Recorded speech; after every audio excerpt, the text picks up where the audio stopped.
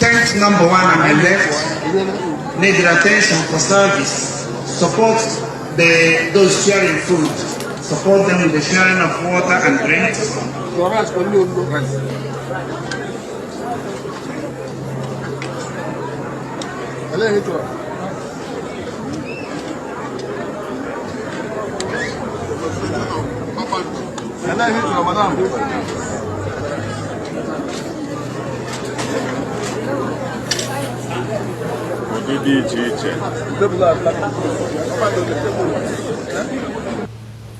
That was the video of the former governor of Anambra State and the presidential candidate of the Labour Party in the 2023 presidential election, Peter Obi, serving food at a public event, at a private event, celebrating the birthday of a Reverend Father Morris in Imo State. The second video was that of Senator Osita Izunaso, senator representing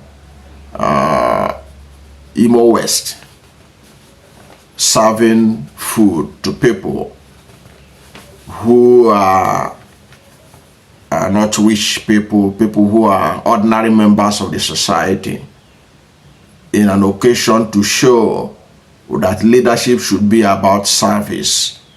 It was not organized by Peter Obi or Osita Izunaso, among other big men that attended that event. That event was organized by a Reverend Father Morris, who was celebrating his birthday, and he wanted to use these people to show example of service and said that they should serve the public, a display of humility. But because we are living at a time of politics, nobody talks about Osita Izunaso's video serving the public, but it was Peter Obi's service that the naysayers took to the next level of embarrassing themselves in the public, saying that Peter Obi is becoming desperate.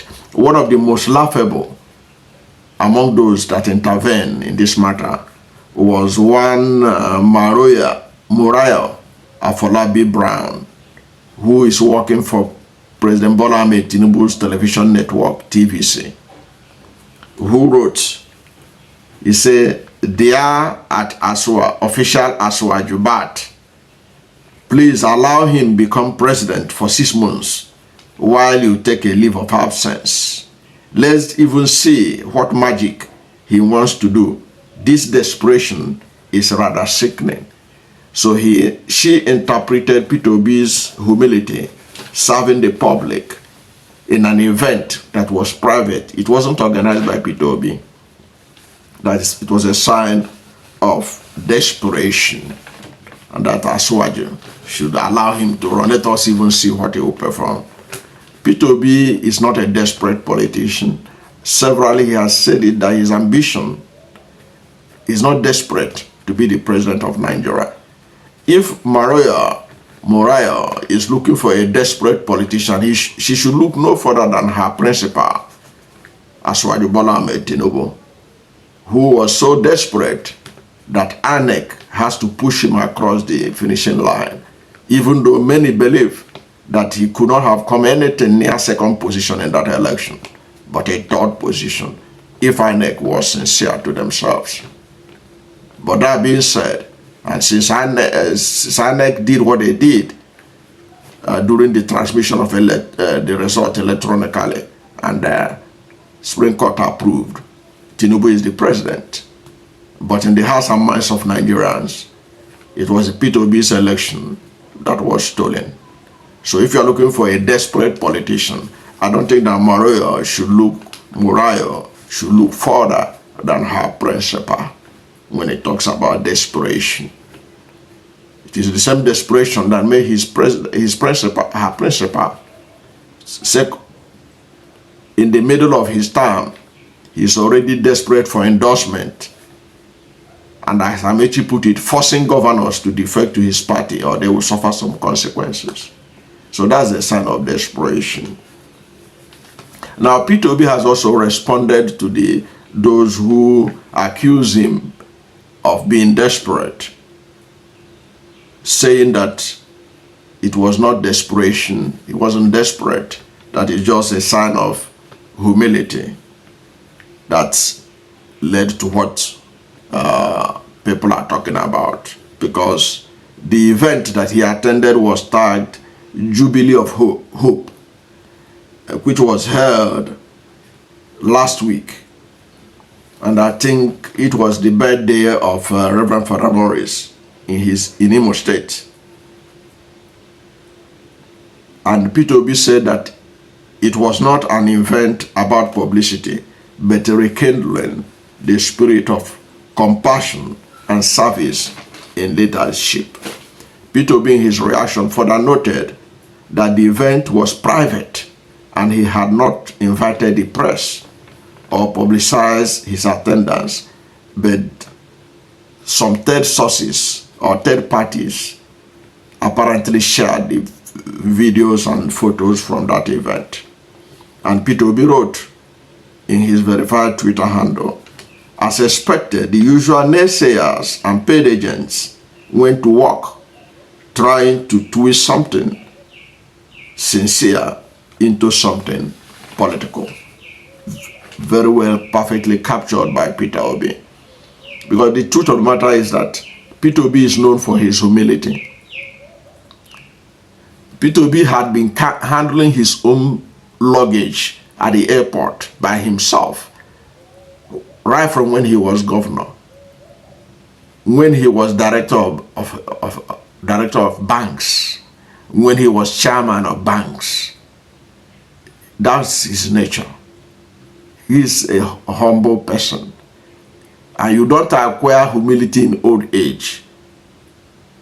Tinubu is not a humble person. Atiku is not a humble person. Those people cannot acquire humility at old age. It's just like you can't learn left-handedness at your old age. You have to acquire it when you are young. That is the same thing with humility. If you are humble, it will show. And Peter Obi has been known for his humility. Even that was confirmed by Amos Dunia. Amos Dunia is a former chairman of the Nigerian Union of Journalists, Abuja. He confirmed that when Peter Obi was governor in Anambra State and they attended official function in Anambra State, what you saw Peter Obi do is exactly who he is. Humble. And if you look at the reaction, the Peter Obi's reaction to this, which he posted on his verified X handle, he said that in his house he doesn't have housemates. So he is somebody that washes dishes. He is somebody that carries his own dishes, cleans his own table, and do all those. It's not that he cannot afford to employ people to do all those. Because whether you like it or not, Peter Obi has made it in life. In any ramification, whether if you take Peter Obi and put him in the United States, he's a made man. He will be recognized among those who have made it in whatever town you put him. In the United States, if you put him in UK, and when they look at him and where he's coming from, the businesses he has done, they will know that he is among the people, is among the at least the 5% of the population who are not complaining about whether they have enough food or shelter. Then talk more of Nigeria. So, but he is somebody who is humble. And it is because of this, his humility, that is why he's also the most empathetic leader in Nigeria today, who cares about the people.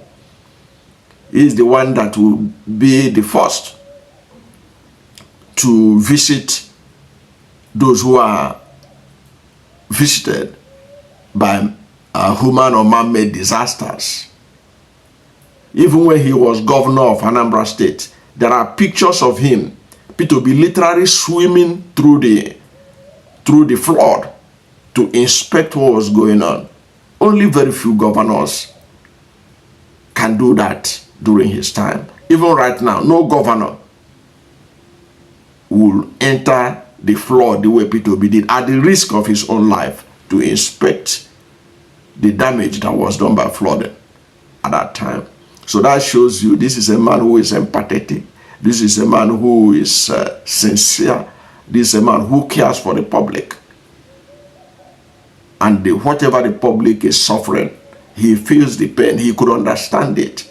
Even if God has put him among the 5% that ordinarily has no business even caring, having been provided for all they needed throughout their life by the Almighty. But he thinks that he can make a difference.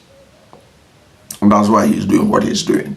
I don't know what you think about Morayo of TVC and all those who said that P2B was desperate. Now that you know the truth, what do you think? What message do you have to Morayo, who claimed that P2B is desperate?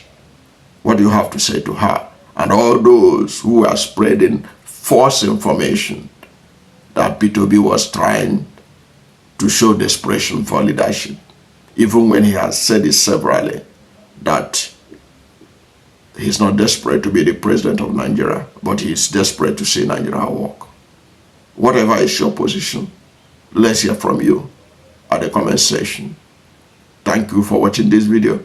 And if you are new to my channel, you have not yet subscribed to my channel, please subscribe to my channel. Hit the subscription button, hit the notification bell. When you subscribe to my channel and hit the notification bell, anytime I have a new video, you'll be among the first to know. God bless you. And please don't forget to like this video, because when you like it, God will rank it high and recommend it for more people. Thank you, and God bless you and yours.